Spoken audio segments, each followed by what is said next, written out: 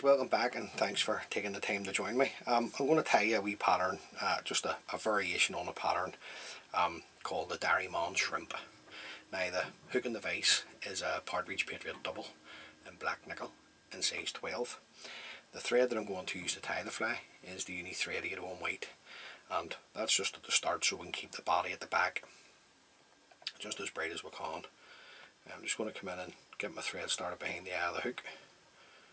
Run on a few mil of thread and then remove your waist tag.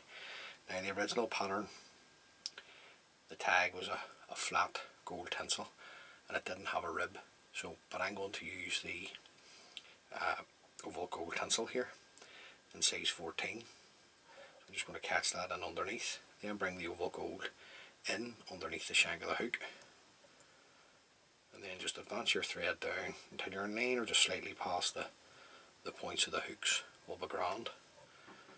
Then just come round with 4 turns of the oval gold tinsel. On your last turn, bring it up, and in between the 2 hooks now, just going to keep the oval gold in underneath. Run my thread back up. Then I'm going to fold this back for the rib, and then just bring your thread back down, tied up against the tag. Now that makes for a really strong tag if you do that, if you fold it back. Now at this point we're going to put on the tail. On the original pattern it was crystal flash.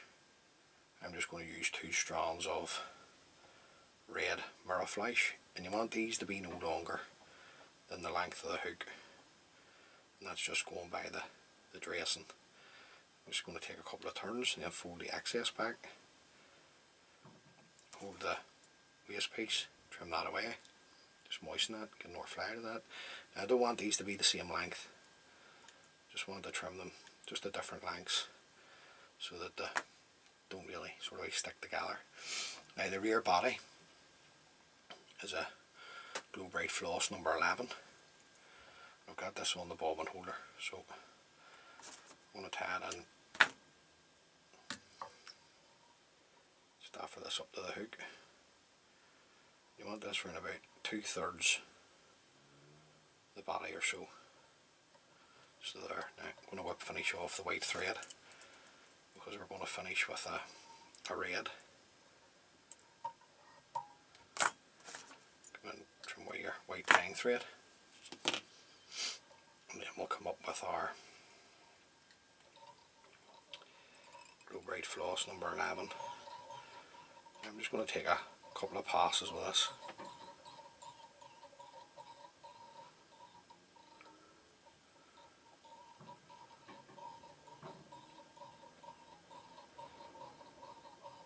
Just to there. Now at this point, just come in with your uni thread, 801 red. Start off where you start at the white thread.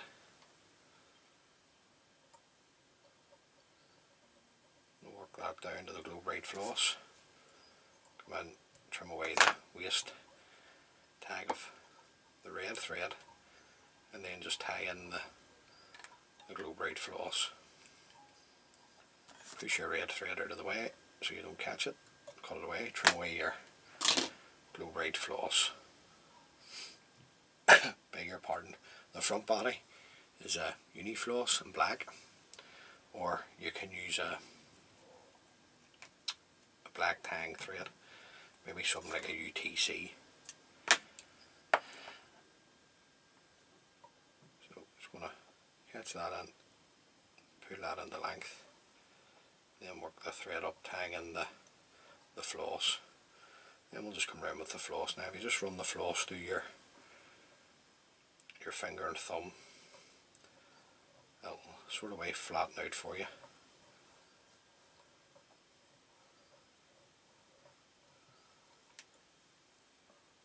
We'll tie that off. Come in, trim away the excess. Then we can bring up our rib. I'm looking 4 turns of the oval gold tinsel. So 2 turns on the rear part of the body, 2 turns on the front. And like I say, going by the dressing, didn't have a rib, the original pattern, I don't think. Now I'm just going to catch in that in, and then come in and trim away the oval gold tinsel. Now we're looking well. So the next part of the fly, you're looking just natural golden pheasant, red rump feathers. Now this is the variant, so that these are dyed red, and you're looking one for underneath, so basically like an underwing or a throat. Now the way I like to tie these in is with the concave of the feather going up the way, rather than tying them in like that, so that the 2 feathers will sort of way meet, if you like. Now I'm just going to put a wee bit of moisture on that, pull it through my finger and thumb.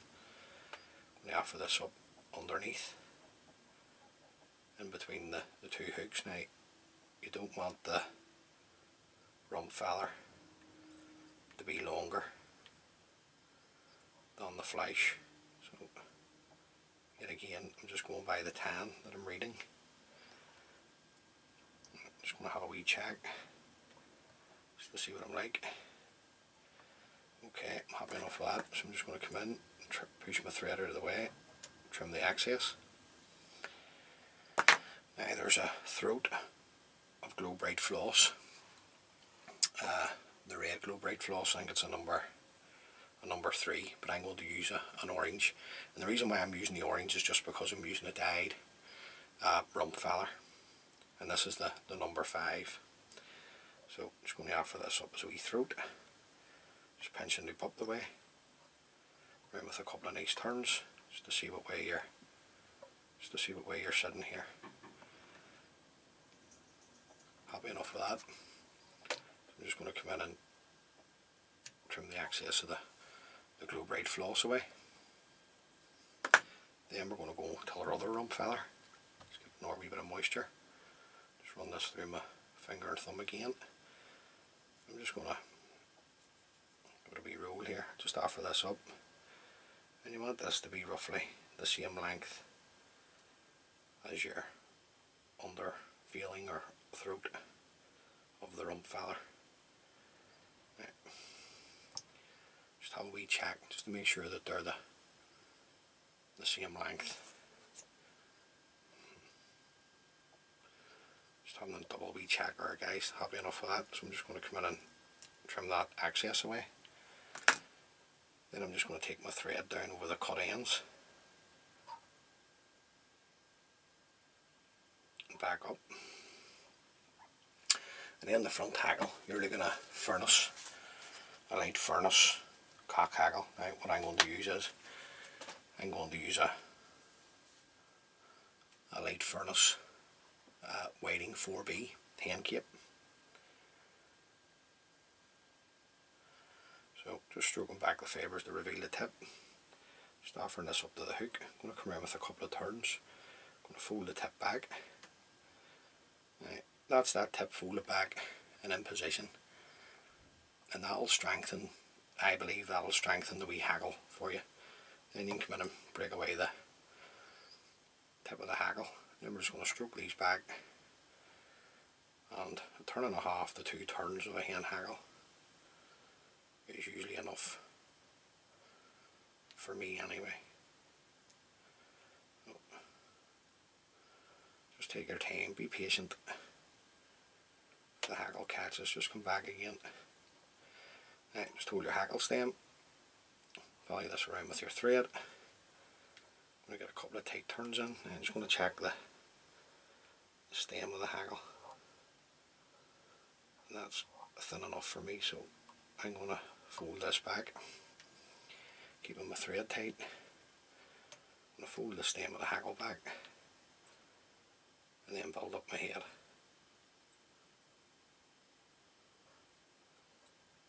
I want a nice bright head on the fly. Now, keeping your thread tight, you can come in and break away the stem. Just fix the wee rump feather back again. Just want to give it one more pass. Just not happy with the Don't be shy with the size of a head on a salmon fly. Now, keeping the thread tight, I'm going to come in and throw in a whip finish. Put one more in. Pull the thread nice and tight. Come in, trim away the tan thread. Now, that's the first time I've tagged that fly. I haven't sat and done one before. I want to tie another one for these are for myself for the box. Now, I'm just going to come in with the super glue just onto the head of the fly, right the whole way right round.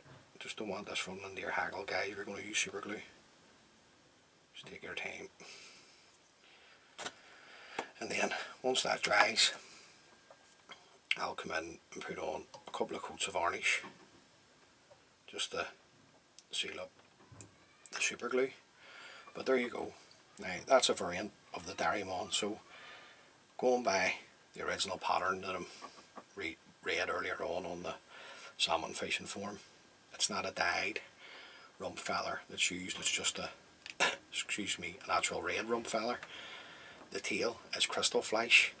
The tag is a flat gold tinsel, and there's no rib on the pattern. And then it's a light furnace or a furnace cock hackle that's used at the head. So there you go, guys. That's my variant, or a variant, sorry, of the Derry Man Shrimp. Now, going by what I'm reading, this is a cracking wee fly. So tie a few of those up. Hopefully they can catch you a few fish. As always, many thanks for taking the time to view the video. If you like the wee videos that I'm putting together, please consider subscribing to my channel. And until next time, please stay safe and tight lines.